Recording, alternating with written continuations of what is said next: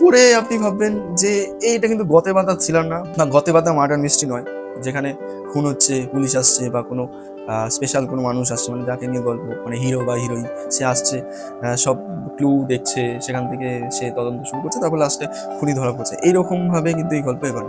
হ্যাঁ, মেইনলি ছকটা ওই, কিন্তু ওর মধ্যে ভীষণভাবে অনুভূতি আর ভীষণভাবে সাইকোলজিক্যাল পার্সপেক্টিভ থাকে। এখানে আপনি কাউকে হুট করে দোষী দাগিয়ে দিতে পারবেন না।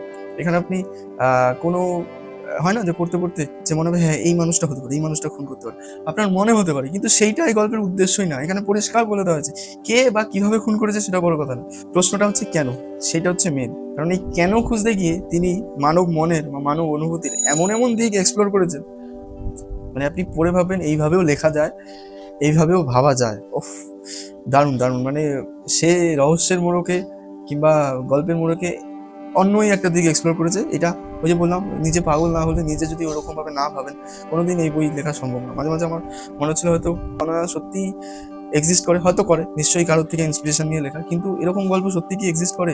মানে এত নিপুণভাবে বা এত দক্ষতার সাথে এক একটা জিনিস তিনি তুলে ধরেছেন, আপনার মনে হয় না এটা গল্প হতে পারে না, এটা কোনো রিয়েল ঘটনাকে হয়তো একটু বাড়িয়ে চাড়িয়ে বা একটু গল্পের আকারে তিনি লিখেছেন।